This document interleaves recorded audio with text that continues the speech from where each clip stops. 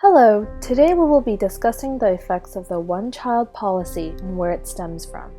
We have all heard about the one-child policy in China, but what is it and why was it created? The one-child policy is a policy restricting the number of children one household can have. Households can only have one child, but there were many exemptions. If both parents were an only child, they were allowed to have 2 children. They would also have to file an appeal and be granted permission. The one-child policy was created in 1978 by the Central Committee of the Communist Party of China. The Central Committee was worried that the rapidly increasing population of China would cause a backlash on their economy. China at this time was focused on the 4 modernizations, and their rapidly growing population would hinder their progress. It would cause a problem because more people means more mouths to feed and more to educate and care for. All the money that the country has would be going to trying to keep everyone healthy and alive, leaving the country itself in poverty. Even though the one-child policy was supported by many, there were also many concerns regarding it. People were worried that implementing this policy would cause there to be a gender imbalance because many favored having a boy over a girl. Although there were some who dismissed it, saying that the people of China were progressive enough to know that having a boy is the same as having a girl, there is actually a big gender imbalance in China today. So why is it that if people were to only have one child, they would want a boy more than a girl? How does having a boy benefit families over having a girl?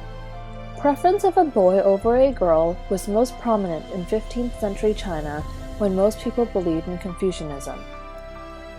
Having a boy meant having someone to continue the family lineage, and in the case of rural families, having someone to help out the family by working in the farming fields. Having a girl, on the other hand, is what they call pouring water onto someone else's field. When a girl grows up, they will get married out and into another man's family. She will be serving his parents, not hers, so people saw that like giving away free money in a way.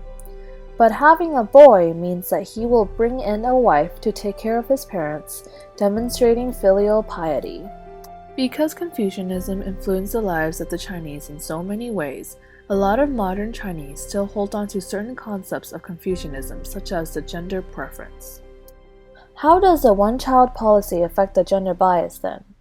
Despite how modernized China is today, the gender bias is still prevalent, especially in rural families. Rural families still believe that having a boy is better because they would be able to help out on the fields, and the bigger the piece of land that a family has, the stronger the preference. On the other hand, we see that urban families have less of a gender bias because they're usually more educated and can see the benefits of having either sex.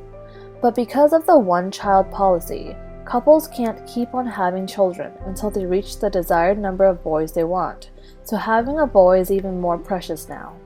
When couples are given the choice between having a boy or a girl as their only child, a lot of them would rather have a boy than a girl, therefore causing the gender ratio to tip towards the boy's side.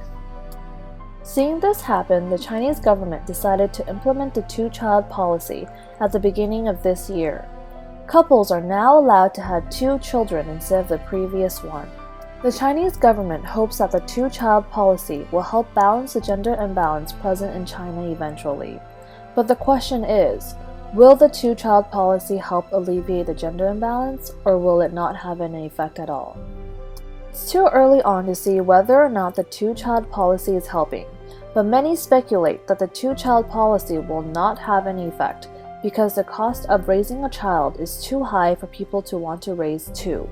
So as we can see, the persistence of gender inequality in China today is best exemplified in the exacerbated gender imbalance that the one-child policy has created since its inception in 1978. Thank you for watching.